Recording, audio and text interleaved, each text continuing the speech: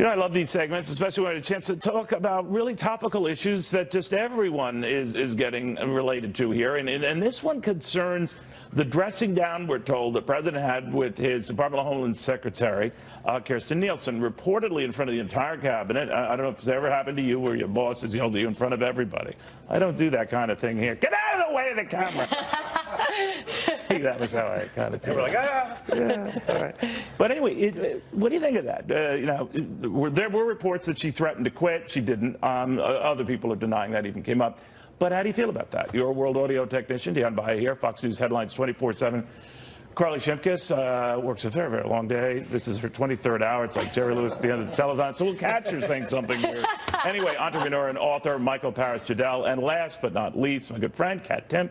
All right, so Carley, on this issue, what do you think of that? Now, the president, you know, apparently had it out about what's going on at the border. Why are these, you know, illegals still getting in here and blah, blah, blah, and called her out on it. I mean, the fact that this made news, I think, proves that we live in sort of a crazy time. Could you imagine if a member of the military complained about, you know, getting yelled at, a police officer, or even somebody that worked on Wall Street? The president is no ordinary boss. The Homeland Security Secretary is no ordinary employee. It's a high-pressure situation. I would be more concerned if I read a report about him falling asleep during a meeting than yelling at somebody. It seems like something that I'm sure past presidents have done. Could you imagine if we read a headline about, you know, Winston Churchill yelling at somebody back in the day? I don't think that happened. Yeah, you're stuck in a trench in World War I and someone's yelling at you to go over the line. And it's I have gotten yelled at every job I've been in, from retail to good reason. Even exactly. You yelled at me 20 minutes ago. Yes, exactly. And then I cried, and you're like, it's okay. So, but I don't. Would it be better, guys? The rap you always hear is talk to me in private about it. But by the same token, I mean, he's the CEO of the country. He's talking to his top lieutenants. I get it. I still don't think yelling and berating somebody is a good idea. If you look at the turnover rate of this administration, right? Look at Brookings Institute. Just did a big report on this. It's double that of Ronald Reagan. It's triple that of Obama. So you could flip that around and say maybe he demands more of his people. Maybe. I read this story and I just imagined Greg Gutfeld yelling at me in front of everybody, and I got a little mad at Greg Gutfeld just thinking about it. Just thinking about it. You don't have to do anything. I would be afraid to yell at you. I do agree. I agree with Michael, because I've been at the receiving end of being yelled at sometimes for the right reasons and the wrong reasons. Exactly. But is it a problem if it's done publicly? You know, there are players, coaches, and then there are people that handle things more aggressively. I always think that it's with a desire to inspire. They were also talking about immigration, which is something that the president is really passionate about. So it really doesn't surprise me that he yelled at somebody. I think if you need a sensitive boss, that's something that you require. That's totally fine. But also, maybe you shouldn't be working for Donald Trump. That's exactly right. Maybe you shouldn't be a cabinet secretary. I don't always agree with that type of demeanor or style.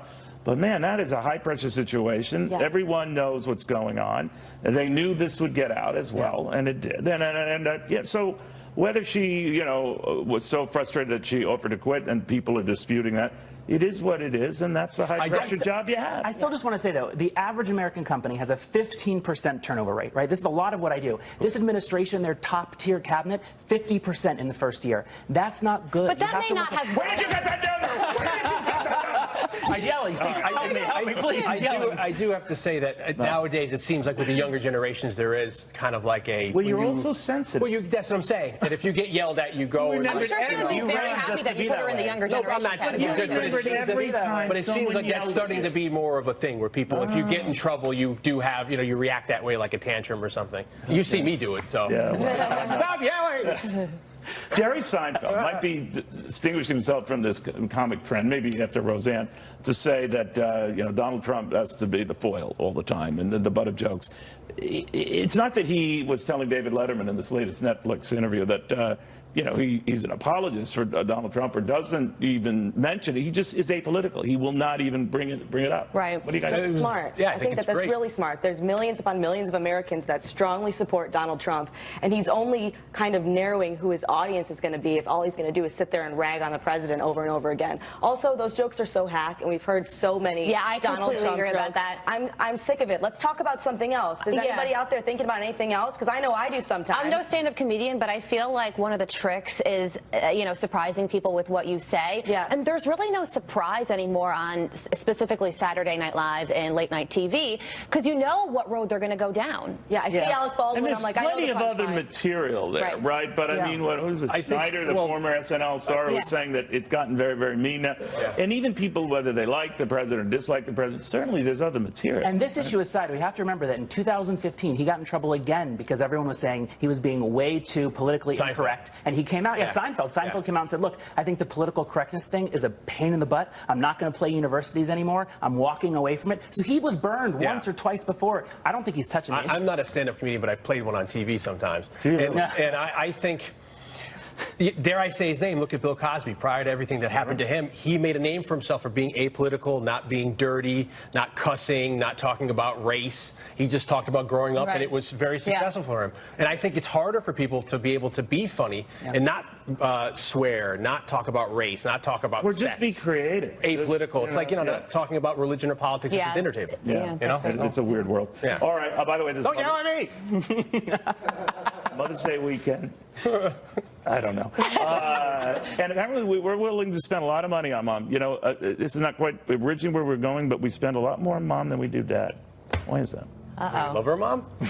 And we don't love our Dad? I think because women deserve finer things. There we go. There you go. Well, right now the economy is doing really well, so we see that number go up. What's interesting is to look at what they're spending it on. So more and more people want experiences instead of possessions. We're seeing spa packages. We're seeing things that people can participate in. I love that. And not necessarily just the watch or the jewelry. There is a distinction. You just haven't had any sleep. The numbers are crazy, though. I'd take it. On average, I read that Americans spend $180 on Mother's Day, which was really surprising to me. Bake a cake. That seems like a lot of money. That really does seem like a lot of money. The other thing, too, is that people are starting to expect presents because they're mothers. So it's like, if I get my mom something, fine, or my significant other. But then, if you're a mom, I'm getting you stuff. I'm a cat mom. You deserve something from the I wonder why that is. I wonder why people think they don't have to spend on Father's Day, but on Mother's Day. Well, I think the dad's just like, please, just get me I don't want it. I think the dads don't really care as much. Oh, really? Yeah, well, I guess it depends on we have to remember that for the Father's Day. I hope everyone has a wonderful Mother's Day weekend. Just remember, if you don't get something, this goes to a husband, boyfriends out there, you will pay for it. Don't yell. You will! A little more to that.